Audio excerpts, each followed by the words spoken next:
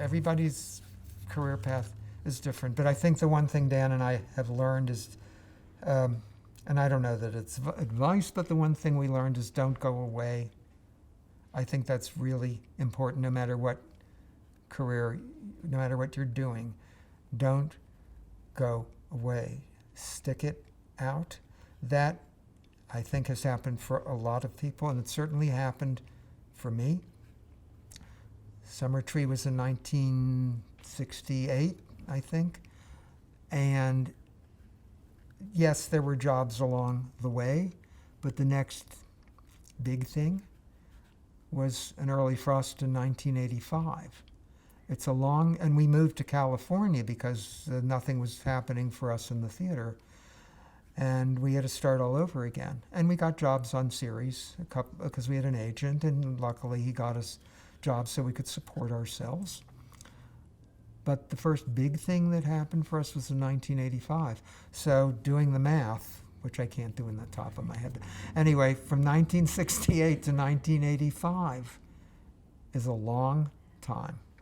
But we got the little jobs that kept us going until the next big thing. 1985 was an early frost. Next big thing was The Love She Sought in Sisters in 1990.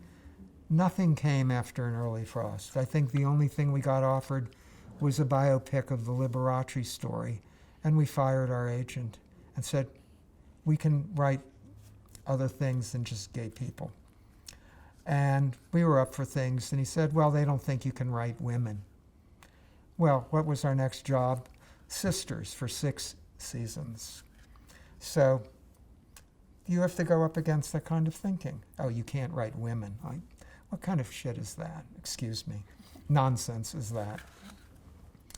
So you hang in there, and you wait. And then after Sisters ended in 1996, it wasn't until 2000 that Queer as Folk happened. Another 4 years. We never had a career where the phone was always ringing and, oh, we have our next 6 projects lined up and everybody wants you. That never happened to us. It was like we had a very big success and then nothing. Years went by, nothing. And then suddenly something happened. So I guess the only advice I could give, and as I said, I hate giving advice, but what we experienced in our career was don't go away. There are a few things. First of all, I think creatively, it's very important to be true to yourself. Everyone has to take jobs, of course. There's nothing wrong with taking jobs. And we were talking before about finding the voice of a series. It's not your work, but you have to sort of mimic it in a way.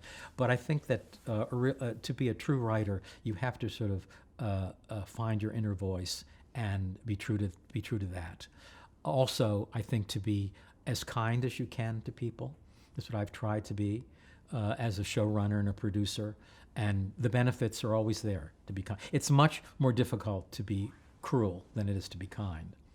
And also, I say to young writers, what's very, very important is that you have to know that you will be able to take care of yourself at a certain age.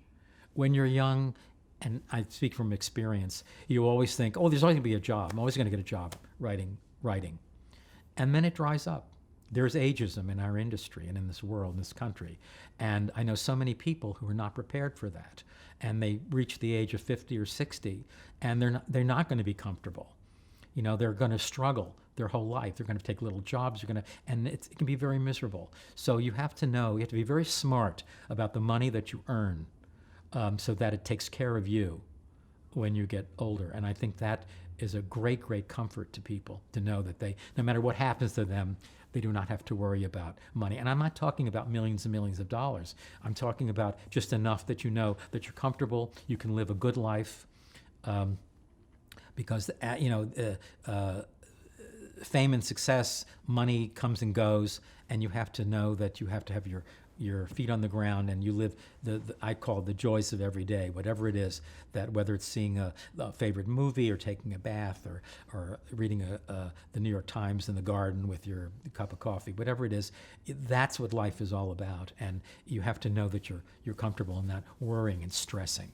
And that's what I tell young people. And I don't know if they'll listen or not, because I was just like those. I'd say, oh, well, another job. We'll be able to the rest of our lives, write a script, get an assignment, whatever. I have a play done. And of course, that's not how the world works.